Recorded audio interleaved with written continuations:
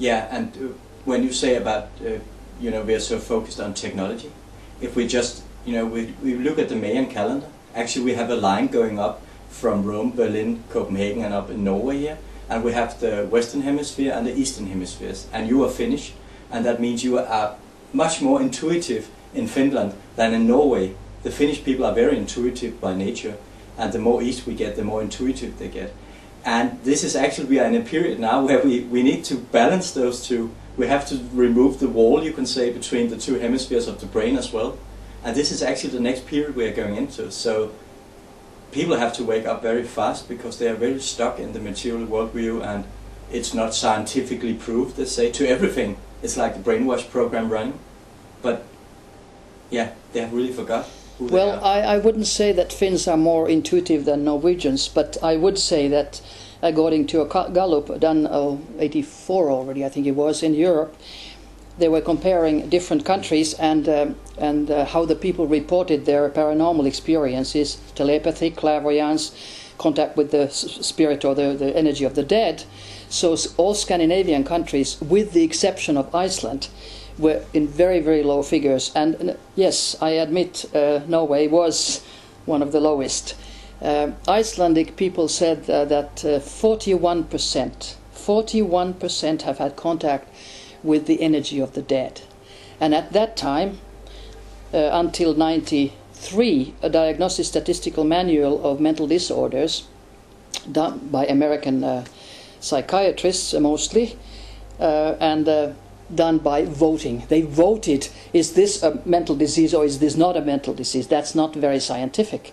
This information came from a psychologist who was in the committee. So they were claiming that contact with the dead is a sign of schizophrenia, and telepathy is a sign of schizophrenia. 94 it was changed because there was so much opposition, and now it's religious and spiritual problems. I mean, that's crazy. There are no problems, they're normal human experiences. And Americans, it was interesting, had the highest figures in telepathy, contact with the dead, and clairvoyance.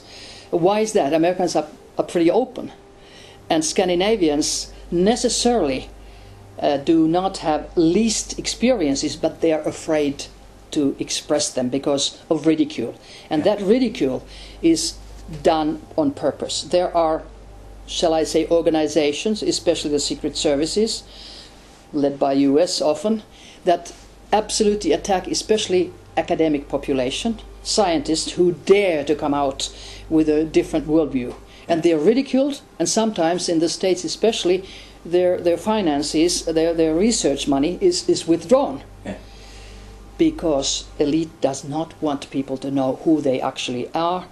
Elite does not want people to know what they can do. If all the population of the world would concentrate, even for a minute a day, that we want peace, we want harmony, we want love on this planet. Unity, oneness. Exactly. The world would change, but they don't want that. They want war, because that's how they get the money. And money and power and misuse of power are the biggest crimes on this planet today. And that has to change. And it's going to change. I think it's going to change with big catastrophes, even if they are man-made by HAARP from Alaska or from Tromsø, by ASCAT. That's a large antenna group in north of Tromsø, belonging to the so-called ASCAT system, which starts in Finnish Lapland in Sodankylä, goes on to Kiruna with the headquarters, goes on to Tromsø, goes on to Svalbard. It's like HAARP. And then, of course, also in Norway, in northern Norway, next to the Russian border, up north, in Vardar, they have Globus 2. And the range of that is up till Rome. And all these antenna, HAARP is the worst and the first, they can affect your brain. And they can change your behavior. They can change weather. They, in my mind, caused the tsunami in Thailand at Christmas a few years ago. They caused probably in China at the same year in May, when they had in the fall Peking Olympic Games, a huge earthquake, 70,000 people died. And how come the earthquake hit the biggest place where China was having its weapons and its new weapons? I mean, come on, it's focused right there. And when you think that this technology exists, and of course then it's officially denied, and they say, oh, they're paranoid who are talking like that. That is official policy. You have to suppress the information, you have to ridicule the people who know too much, or you have to kill them. I have friends who have been killed. My parents were killed as revenge for information that I give. Yeah. And that is terrible. But on the other hand, I know that the soul cannot never die. Yeah. And when your time is not out, you can't even leave your body. Yeah. So there's nothing to fear, nothing. And fear of death is the worst fear in the whole world. Yeah. And when people grasp that they can't die, their consciousness, feelings, love cannot die, and they will see their loved ones always, always, always. So that takes the power away from the elite, which is not positive for mankind. And you know, when you say about ridicule and being called paranoid, but when you are so much at oneness, you can say, or in unity with your soul, and you are just who you are, and the energy and the consciousness working through your body, you can say, or everything, you know, then they can say whatever they like, because it doesn't touch you, because you know what you are and what you do.